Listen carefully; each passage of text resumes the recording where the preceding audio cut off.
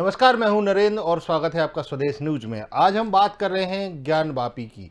हाँ, ज्ञानवापी की बारी। आज हमारे खास प्रोग्राम में हम आपको बताएंगे कि ज्ञानवापी की बारी में क्या ऐसा सरकार कर रही है जिसके चलते ये पूरा अब विवाद खड़ा हो रहा है। राम जन्मभूमि मसले की तरह एक और धार्मिक विवाद की आहट आ रही है। वाराणसी की फास्ट ट्रैक कोर्ट ने ज्ञानवापी मस्जिद विवाद पर पुरातत्व सर्वे को आदेश दिया है। इस पर सियासत शुरू हो गई है। ज्ञानवापी मस्जिद की देखरेख करने वाली Anjuman Intezamia committee, Muslim personal law board, Sunni central Waqf board, AIMIM के अध्यक्ष असदुद्दीन ओवैसी समेत तमाम मुस्लिम संगठन और नेता इस फैसले के खिलाफ आ गए हैं।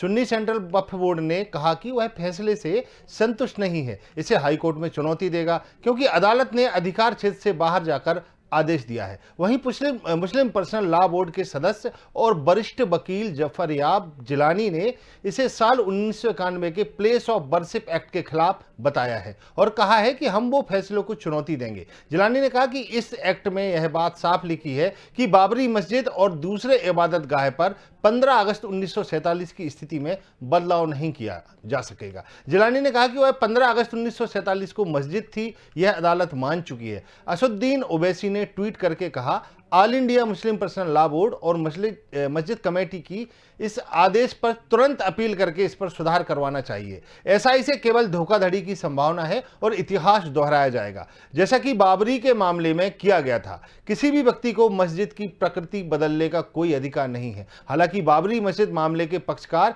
इकबाल अंसारी जैसे तमाम कई मुस्लिम नेता ऐसे भी हैं जो अदालत के इस आदेश का समर्थन कर रहे हैं। वहीं तमाम साधु संत और हिंदू संगठन इस फैसले का स्वागत कर रहे हैं। इनका कहना है कि अदालत के इस फैसले के बाद अयोध्या राम जन्मभूमि पर बनाई गई मंदिर जो मस्जिद है वो तोड़कर बनाई गई थी, उसी हिसाब से काशी विश्वनाथ परिसर में बनी बाबरी मस्जिद को हटाने का रास्ता भी प्रशस्त हो गया है। इस विवाद के बीच क्या होगा, इस मसले का रुख क्या कहना है दोनों पक्षों का, और क्या है ऐतिहासिक और कानून पहलू वाले जो लोग इस पे चर्चा करने के लिए हमारे साथ जुड़ेंगे। इससे पहले हम अपने दर्शकों को बताना चाहेंगे कि ये पूरा मामला आखिरकार है क्या।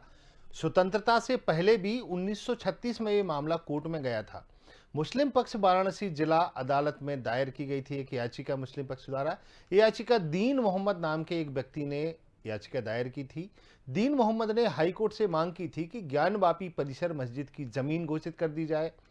1937 में इस पर फैसला आया जिसमें दीन मोहम्मद के दावे को खारिज कर दिया गया, लेकिन विवादित स्थल पर नमाज पढ़ने की अनुमति दे दी गई। उस समय अंग्रेजों का शासन था। बता दें आपको, अंग्रेज अफसरों ने 1585 में बने प्राचीन विश्वनाथ मंदिर का नक्शा भी पेश किया। इसमें बीच का जो हिस्सा है वहीं पर प्राचीन मंदिर का गर्भगृह बताया गया था। अंग्रेज अफसरों ने कोर्ट को बताया था कि इसके पहले भी कुछ हिस्सों में मस्जिद बना दी गई। दोबारा 1991 में भगवान विश्वेश्वरनाथ की ओर से दाखिल हुई याचिका पंडित सोमनाथ व्यास और हरिहर पांडे आदि ने एक मुकदमा दायर किया था। भगवान विश्वेश्वर बनाम अंजुमन इंतजामिया मसाजिद कमेटी का मामला अदालत में था लंबित। भगवान विश्वेश्वर नाथ के बाद मित्र विजय शंकर रस्तोगी ने कुछ तर्क दिए थे। याचिका में कहा गया था कि ज्ञानवापी परिसर में ज्योतिर्लिंग विश्वेश्वर का मंदिर है। इन्हीं पूरी बातों पे हम आज बात करेंगे। सबसे पहले मैं अपने मेहमान हैं जो उनके से पहले आपको तारुफ करा दूं। Khalid Mahal Firangi, chairman Islamic centre of India के हमारे साथ जुड़े हुए हैं। खालिद जी, आपका बहुत बहुत स्वागत है स्वदेश न्यूज में। खालिद जी, हम बात करें आपसे सबसे पहले कि ये जो पूरा मामला है अब राजनीतिक रंग लेता जा रहा है। अंग्रेज अफसरों ने, ये बात हम कर रहे हैं सबसे पहले 1936 में ये मामला कोर्ट में गया था। अभी हमारे साथ में बाबा महादेव, हिंदू धर्म गुरु, हमारे साथ जुड़े हुए हैं। बाबा महादेव, आपका बहुत बहुत स्वागत है स्वदेश न्यूज में। महादेव जी, एक सबसे पहली बात मैं ये कहना चाह रहा हूँ कि वाराणसी फास्ट ट्रैक का जो कोर्ट का फैसला आया है, इसमें अभी मैंने खालिद जी से वही सवाल किया था कि पुरातात्विक सर्वे का आदेश हुआ है और इस आदेश में यह भी कहा गया है कि भाई जो खुदाई होगी वो तकनीकी रडार के साथ में होगी, कुछ खुदाई भी होगी, कुछ रडार के हिसाब से देखा जाएगा। तो इसमें अब ये जो कहना चाहिए कि मुस्लिम पर्सनल लॉ बोर्ड और Sunni central Waqf board, AIMIM के जो अध्यक्ष हैं, उन्होंने भी इस पे कह दिया है कि भाई हमें आपत्ति है। तो आपको क्या लगता है, क्या आपत्ति है, क्यों ये इसके लिए पुरातत्व सर्वे के लिए मना कर रहे हैं? बात दरअसल है कि जय श्री राम कहते हुए कि एक बात यह है कि कहा जाता चोर की दाढ़ी में तिनका। जी। तो बात दरअसल ये है कि अगर कोई दिक्कत नहीं है तो हमें भारत के संविधान का सम्मान करना चाहिए और पुरातात्विक सर्वेक्षण में बात दूध का दूध और पानी का पानी हो जाएगा। जी। लेकिन वास्तव में इनको पहले ही पता है कि होना क्या है। जी। सारे भारत के जितने मस्जिद हैं उसमें बहुत सारे मस्जिद जो है मंदिरों को तोड़कर और उसके ऊपर उसकी दीवारों के ऊपर, और कोई मतलब एक भारतीय में कहावत है कि अंधा व्यक्ति भी देखे तो वो समझ जाएगा ज्ञानवापी मस्जिद के पीछे किसी भी तरह से कोई भी व्यक्ति की मस्जिद इस प्रकार से होता ही नहीं। और मस्जिद जो है वह मंदिर के दीवारों पे और नक्काशियों पे नहीं बना करता, और वो अर्ध भग्न मंदिर पे, अर्ध टूटे हुए दीवार पे वो मस्जिद बना हुआ है। तो इससे स्पष्ट होता है कि बाबर, और ये पूरा इतिहास में दर्ज है। बाबा महादेव, आपको बीच में रोकना चाहूंगा। हमारे साथ श्रीमती बिंद्रा दत्ता परांजपे जुड़ी हैं, जो बीएचयू इतिहास विभाग की प्रोफेसर हैं। बिंद्रा जी, आपका बहुत बहुत स्वागत है स्वदेश न्यूज में। जी, आप बात पूरी करिए। महादेव जी, आप अपनी बात पूरी करिए। समुदाय को ये समझना चाहिए वास्तव में उनका वजूद भी, अगर वो 2-4 पीढ़ी पीछे जाएं तो वो सब हिंदुओं के ही पुत्र हैं। और ये ओवैसी जी ने और फारूक अब्दुल्ला जी ने भी स्वीकार किया है। उनके पिता तुलसी राम थे और किसी के पिता राघव राम थे। तो कहने का तात्पर्य है ये जितने मस्जिद है इनके काफी जगह, और पीएनओ की पुस्तकों में इतिहास में दर्ज है। ये पहले काशी विश्वनाथ की मंदिर पर औरंगजेब ने, बाबर ने, बहुत सारे मुस्लिम शासकों ने तोड़कर और उसके ऊपर ये मस्जिद का निर्माण किया। लेकिन अब समय आ गया है न्याय का, सत्य का। तो पुरातत्व खालिद महल फिरंगी जी, बाबा महादेव जी कह रहे हैं कि वहां पर मंदिर था, और जो आदेश आया है फास्ट ट्रैक कोर्ट का, तो क्या दिक्कत हो रही है पुरातात्विक सर्वे कराने में? देखिए, बुनियादी मसला है कि जो भी लीगल एक्सपर्ट्स हैं वो बखूबी इस बात से वाकिफ हैं कि ऑलरेडी जो 1991 का रिलीजियस प्लेसेस वर्शिप एक्ट है वो अपनी जगह एक कानूनी और संवैधानिक हैसियत रखता है। उसको लोग क्यों नहीं मानने को तैयार हैं? और जो लोग ये कह रहे हैं कि संविधान तो फना लोग नहीं मान रहे हैं, उनको इस बात का जवाब देना चाहिए कि जो पार्लियामेंट ने कानून बनाया कि वो संविधान के खिलाफ है? क्या पार्लियामेंट का बनाया हुआ कानून मुल्क के कॉन्स्टिट्यूशन के खिलाफ में के मुताबिक नहीं माना जाएगा? अभी अयोध्या केस में ऑनरेबल सुप्रीम कोर्ट ने अपने जजमेंट में कई पेजेस पर जो रिलीजियस प्लेसेस वर्शिप एक्ट है उसकी इम्पोर्टेंस और अहमियत को रिक्रिएट किया है, उसकी अहमियत को फिर से दोहराया है। लिहाजा ये कानून मौजूद है कि बाबरी मस्जिद और राम जन्मभूमि के अलावा जितनी भी इबादत गाहें हैं जिनका जो स्टेटस था 1947 में, वो एज इट इज कायम रखा जाएगा। उस पर कोई भी विवाद या कोई भी लीगल लड़ाई नहीं लड़ी जाएगी। इतना क्लियर स्टैंड गवर्नमेंट्स का और अदालतों का लेने के बाद भी इस तरीके का क्या विवाद खड़ा करना समझते हैं बहुत अफसोसनाक है। और मेरी सबसे यही गुजारिश है कि काशी विश्वनाथ मंदिर और ज्ञानवापी मस्जिद जो कि एकदम अगल बगल बनी हुई हैं, वो हमारे मुल्क की गंगा जमनी तहजीब की एक बहुत बड़ी अलामत है। हमको एज अ कम्युनल हार्मनी के तौर पर उसको दुनिया के सामने पेश करना चाहिए, प्रमोट करना चाहिए, और यंग जनरेशन को ये तोहफे में देना चाहिए। ना चाहिए कि हम लोग उस पर कंट्रोवर्सी और विवाद खड़ा करके। खालिद जी, मैं आपको बीच में रोक रहा हूँ। खालिद जी, आपको बीच में रोक रहा हूँ। हमारे साथ श्रीमती बिंद्रा दत्ता परांजपे हमारे साथ जुड़ी हुई हैं, बीएचयू विभाग की इतिहास का विभाग की प्रोफेसर हैं। बिंद्रा जी, आपका बहुत बहुत स्वागत है। और उसके बाद बिंद्रा जी, आप एक बात बताइए कि ये जो बात की जा रही है, बापी मस्जिद की बात कर रहे हैं हम, ज्ञान वापी मस्जिद की बात कर रहे हैं, बिंद्रा जी, इसका इतिहास क्या कहता है? जैसे कि हमने भी जो हमें जानकारी है उसमें 1936 के पहले ये मामला कोर्ट में पहुंचा था, और उसके पहले कहा जाता है कि इसके लिए 1585 में बने प्राचीन विश्वनाथ मंदिर का नक्शा भी पेश किया गया था। अंग्रेजों के अदालत में ये पेश किया गया था, 1585 का नक्शा पेश किया गया था, और उसमें बताया गया था कि इसके कुछ हिस्से में मस्जिद बना दी गई है। बिंद्रा जी,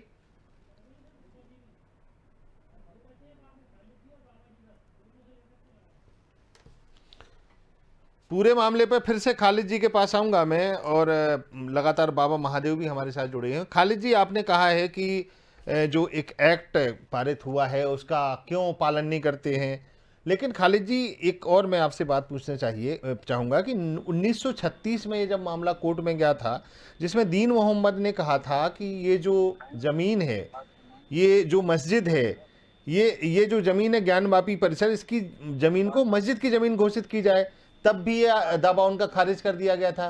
नहीं, देखिए, हमने जो बात अर्ज की है कि इस तरीके की बार बार कंट्रोवर्सीज उठा करके जी हम लोग क्या हासिल करना चाहते हैं जी इस दौर में, जबकि हम और आप और पूरा मुल्क कोविड की लड़ाई और जंग लड़ रहा है जी, और बेरोजगारी अपने खालिद जी चरम सीमा पर है। खालिद ऐसे खालिद हालात महल में फरंगी हमें जी, और मैं आपसे ये आपको कहना अपने- चाह रहा हूँ, अपने- देखिए अपने- बार अपने- कोर्ट का मामला है और हम उस पे आपसे बातचीत करने के लिए यहाँ पे आए हैं। कोई हम मामला उठा नहीं रहे, ना कोई हम सांप्रदायिक नहीं, सौहार्द हम बिगाड़ने आप की कोई कोशिश कर बात रहे नहीं कह रहे हैं, हम एक जनरल बात अर्ज कर रहे हैं हैं। जी कि ये इस तरीके, जब एक बार अयोध्या का मसला, जो कि इतना पुराना मसला था, अब हल हो चुका है, और इस अयोध्या के मसले को इस मरहले तक पहुंचाने में मुल्क ने लेकिन कितना खालिद जी खोया है, 1669 क्या पाया में क्या हुआ था, ये भी तो आपको पता है ना, 1669 में क्या हुआ था।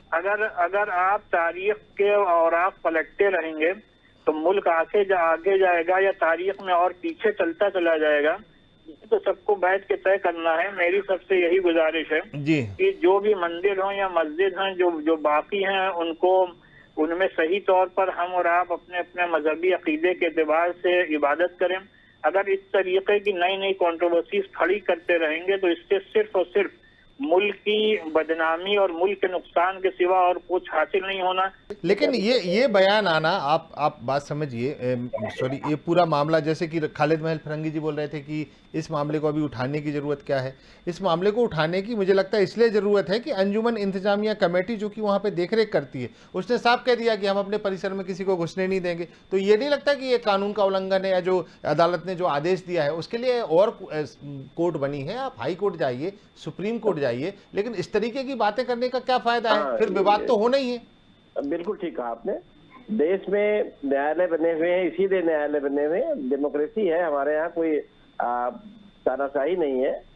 जैसे यदि किसी को भी कोई तकलीफ है, किसी भी पक्षकार को कोई तकलीफ है, तो न्यायालय की शरण ले सकता है और लेना भी चाहिए। बिल्कुल। खालिद महल फरंगी जी, आप कितना इत्तेफाक रखते हैं असुद्दीन ओवैसी के इस बयान से?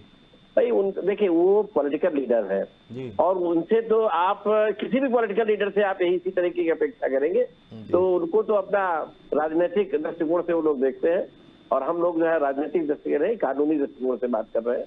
बाबा महादेव हमारे साथ जुड़े हैं। बाबा महादेव जी, आपके पास आना चाहूंगा कि जैसे अभी खालिद महल फरंगी बोल रहे थे कि भाई आप लोग इस तरीके की डिबेट कर क्यों रहे हैं, इस तरीके के मामले उठाते क्यों हैं, तो वही मैं उनसे पूछना चाह रहा था कि भाई आप अपने जो पॉलिटिकल लीडर हैं, जो मुस्लिम पॉलिटिकल लीडर हैं, सबसे पहले उनको रोकिए, उनको समझाइए।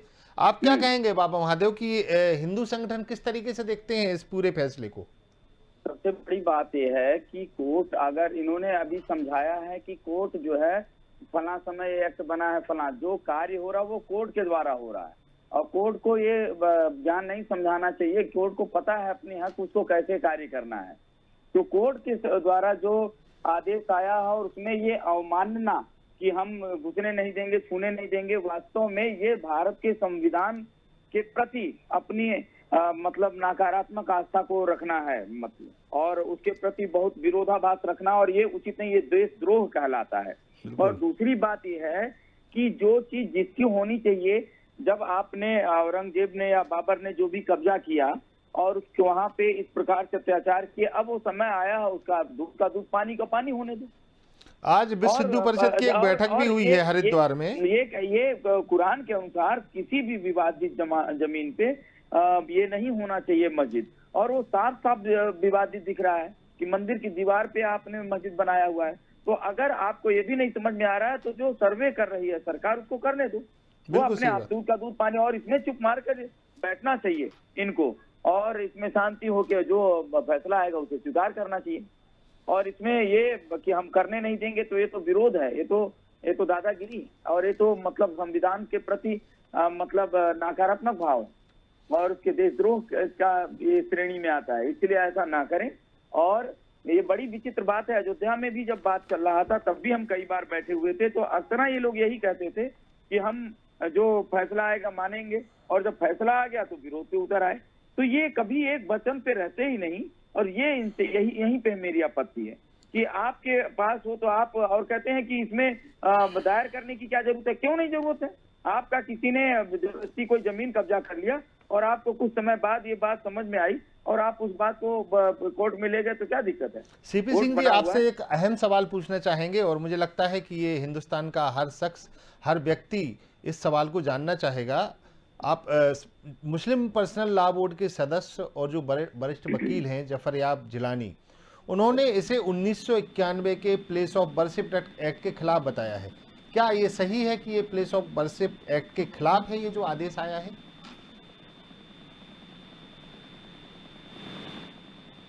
ये जो है जी उस एक्ट के कुछ भी खिलाफ नहीं है। जी कोई भी कानून बनता है, जी ये जरूरी नहीं है कि जो भी कानून बना हो न्याय संगत हो। जी। यदि ऐसा कुछ है जी। तो यदि ऐसा न्यायालय कुछ उसके बाहर नहीं जा सकता है, यदि ऐसा कुछ होगा तो न्यायालय खुद ही जो है उसको इंटरटेन नहीं करेगा। जी और यदि इंटरटेन जो है न्यायालय इंटरटेन कर रहा है तो इसका मतलब वो न्याय संगत है, उसके अगेंस्ट नहीं है।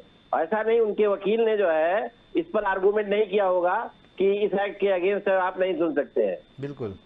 तो ऐसा नहीं है कि जो है जो भी पिटिशनर है उसने कुछ सोच समझ करके किया होगा और वो कोर्ट सुन रही है, इसका मतलब जो है न्याय संगत है। अच्छा, बिंद्रा दत्ता जी हमारे साथ जुड़ी हैं। बिंद्रा जी, जैसे ये जो बात की जाती है रडार तकनीक से खुदाई की बात की जाती है, तो रडार तकनीक से शायद मैं जो समझता हूँ कि वो जो खुदाई की जाती होगी कि भाई वो धार्मिक स्थल है, धर्म स्थल है, वहाँ पर ज़्यादा खुदाई ना हो। और हालांकि जो इस पूरे मामले में कहा जा रहा है कि विवादित ढांचे के नीचे 100 फीट के शिवलिंग, ज्योतिर्लिंग मौजूद हैं, तो उसको क्या कितना मतलब ये सरल होगा या क्या प्रक्रिया होगी कि शिवलिंग है कि नहीं ये देखने के लिए? शिवलिंग तो पता नहीं एग्जैक्टली दिखेगा कि नहीं दिखेगा जी, क्योंकि नहीं मैं तकनीक की बात कर रहा हूँ बिंद्रा जी, तकनीक की बात कर रहा हूँ कि तकनीक क्या होती है। एक ये होता है कि रेडियो वेव्स जो है, ध्वनि लहरी तरंगे उसके नीचे से छोड़ी जाती है जी और उससे जो कंपन आता है उससे एक चित्र बनता है, जी की आकृति बनती है कि अवरोध जहाँ हुआ ना, कि जहाँ से आपकी वो ध्वनि तरंगे नहीं जा पाई, बिल्कुल तो बिल्कुल उसका लौट एक के आ चित्र जाती बनता है। जी तो उस चित्र के अनुसार फिर उसको हम जैसे कहते हैं ना कि उस चित्र का अर्थ क्या है, जी उसको किस तरह से डिकोड किया जाएगा, उसका जी। इंटरप्रिटेशन कैसा होगा। जी। तो वहाँ सबसे ज्यादा कारगर चीज हमें ये मिलती है अमूमन कि अगर कोई पक्की ईंटों का कोई अगर वहाँ कंस्ट्रक्शन किया गया है जी। या कहाँ मेटल अगर उसमें यूज हुआ है, जी। तो इन सब चीजों को बहुत ज्यादा अच्छी तरीके से हम इस टेक्निक से देख सकते हैं। जी। और उसके अलावा भी अभी बहुत अच्छी अच्छी टेक्निक्स डेवलप हो रही है कि जिसमें आपको ऊपर वाले स्ट्रक्चर को बिल्कुल क्षति पहुंचाए बगैर नीचे क्या है उसका कुछ अंदाजा लिया जा सकता है। जी। लेकिन जैसे कि मैंने पहले ही कहा कि ये सब कैसे करना चाहिए, इसके बारे में भी आर्कियोलॉजिकल सर्वे ऑफ इंडिया के पास एक अपने नियमावली है और उसका पूरी तरह से पालन करके इसको करने की खबरदारी आर्कियोलॉजिकल सर्वे ऑफ इंडिया जरूर लेंगे। जी। अच्छा बाबा महादेव जी, एक बड़ी अहम बात यहाँ पे आपसे पूछना चाहूँगा कि लगातार जो मुस्लिम धर्म गुरु हैं या जो मुस्लिम संगठन है, उनका कहना है किसी भी व्यक्ति को मस्जिद की प्रकृति बदलने का अधिकार नहीं है।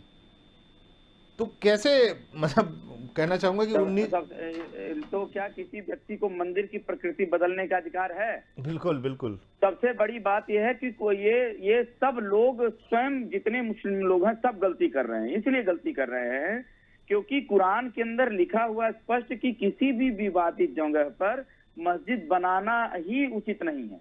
वो बिल्कुल कुरान इजाजत नहीं देता इसकी। और ये अगर यहाँ विवादित और कहीं विवाद है तो वहाँ पे मस्जिद वहाँ से हटा दो, वहाँ बनाओ ही मत जी। और किसी के दान दिए हुई जगह पे भी नहीं बन, मतलब किसी भी जरा सा भी डिस्प्यूट हो वहाँ पे मस्जिद नहीं बन सकती। ये किसी बड़े से बड़े, अब सिकंदर रिजवी जी हैं, उनको पूरा इतना नॉलेज है, उन्होंने विदेशों में जाकर पढ़ाई की है और मिस्र यूनिवर्सिटी से उन्होंने मतलब तालीम हासिल किया, और उन्होंने वो बताया कि किसी भी जगह पे जहाँ विवाद हो ऐसी जगह मस्जिद नहीं बनानी चाहिए। और वहाँ पर देखा जाए तो हमेशा से विवाद है। वहाँ काशी विश्वनाथ में जहाँ इतना गंगा का, काशी का इतना महिमा है, पूरे शिव पुराण लिखे हुए हैं, पूरे शास्त्र ग्रंथ है, कुरान में कहीं चर्चा नहीं है ज्ञानवापी मस्जिद का। तो वहाँ पर क्या लेना देना तुम्हारा भाई? तुम अयोध्या में जाके हिंदुओं के मस्जिद मंदिर पे जहाँ राम जी ने जन्म लिया वहाँ विवाद करते हो, जहाँ शंकर भगवान का शिव पुराण से जुड़ा हुआ चीज है, सारे शास्त्र ग्रंथों जुड़ा, वहां जाके तुम दिक्कत करते हो, मथुरा में करते हो। तो ये लोग हिंदुओं के, हिंदू धर्म को, सनातन धर्म को नीचा दिखाने के लिए, उसको मिटाने के लिए इन्होंने प्रयास किए हैं। और ये अब वो उसका सही न्याय हो रहा है तो इनको परेशानी हो रही है, लेकिन कुछ भी परेशानी हो न्याय तो होके रहेगा, और वो जांच भी होगा चाहे कुछ भी कर लें, क्योंकि सत्य जो है सत्य में जैसे है, समय आने पर सत्य का सब कुछ खुलता है। और अगर ये सीधे सीधे मानते हैं तो ठीक है, नहीं तो न्याय के पास दूसरे अपने रास्ते हैं भी। न्याय को अपना कार्य करने में कोई रोक नहीं सकता, और कोई रोकता है तो उसका दंड वो खुद भुगतता है। इसलिए शांत न्याय को, न्यायालय को अपने कार्य को सही तरीके से करने दें। और वहां पे मंदिर था, मस्जिद था, ये स्वयं ही जांच में आ जाएगा, उसमें क्यों शोर मचाना? जो न्याय कर रहा सही है, अगर उसमें कोई रोक रहा है तो गलत। ये बात मेरी तरफ से। इंदिरा जी, आपसे पूछना चाहूंगा, चूंकि आप इतिहासकार हैं, काशी का इतिहास कैसा रहा है? इतिहास में अगर काशी के इतिहास की बात की जाए, वाराणसी के इतिहास की बात की जाए, माफी चाहूंगा, तो वाराणसी के इतिहास में कहीं ज्ञानवापी मस्जिद का जिक्र है क्या? मतलब अगर हम कॉलोनियल पीरियड से देखेंगे तो है जी, लेकिन जैसे कि मैंने कहा कि मध्ययुगीन इतिहास की मैं कोई विशेष ज्ञाता नहीं हूँ जी, तो कागज उसके क्या कहते हैं, किस तरह के हमारे पास दस्तावेज उपलब्ध है, उसको नए सिरे से देखना होगा।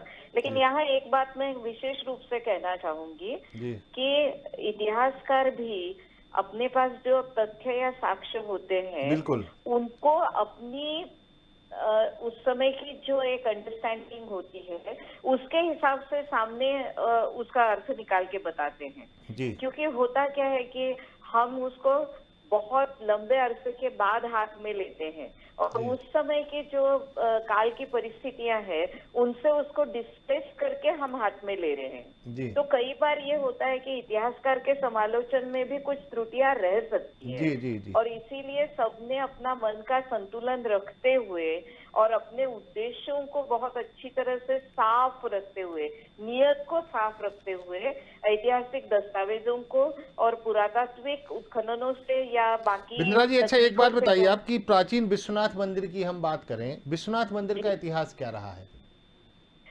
विश्वनाथ मंदिर के संदर्भ में हमें पुराणों में बहुत अच्छी तरह से जानकारी मिलती है और पुराणों का अगर हम बहुत ही कम भी कालमापन आंकेंगे तो भी 6वीं 7वीं शताब्दी तक वो हमें मिल जाता है जी। तो उसमें क्या बताया गया है? उसमें क्या बताया गया? काशी विश्वनाथ मंदिर कहाँ, विश्वनाथ मंदिर था कहाँ पे? नहीं, क्षेत्र के बारे में थोड़ा सा प्राचीन काल में क्या होता था कि उसके जो बताने के तरीके होते थे पुराणों के और एक विस्तृत परिदृश्य सामने लेके वो उसमें बात होती थी। आज जैसे हम एकदम मानचित्र में एक विशिष्ट बिंदु को निर्दिष्ट करते हैं उस तरह से हमारी प्राचीन परंपरा में नहीं था। जैसे हम पूरे काशी को ही शिव जी का अभिमुक्त क्षेत्र कहते हैं, महाश्मशान कहते हैं, तो मेरे कहने का ये अभिप्राय है कि इसके स्थान के संदर्भ में पारंपरिक रूप से कुछ एक मान्यताएं चलती आ रही है, उनको हमें ध्यान में लेना होगा। उसका पोथीगत कुछ प्रमाण मिलेगा ही, इसका आग्रह करना मुझे नहीं लगता है कि बहुत ज्यादा उचित। तो हमारे साथ एजाज जी जुड़ चुके हैं जो मुस्लिम स्कॉलर हैं वाराणसी से। एजाज जी, बहुत बहुत स्वागत है आपका स्वदेश न्यूज में। एजाज जी, बात चल रही है प्लेस ऑफ वर्शिप एक्ट की बात चल रही है, जिसमें कहा जा रहा था कि जो कि जफरयाब जिलानी ने कहा था कि ये जो पूरा मामला है ये प्लेस ऑफ वर्शिप एक्ट के खिलाफ है। क्या कहेंगे आप इस पूरे मामले में? क्या जफरयाब साहब ने क्या कहा है, मैं उसके ऊपर तो कोई प्रतिक्रिया नहीं दे सकता, इसलिए कि मैंने अभी उनका बयान मेरी नजर से गुजरा नहीं है। जी जी।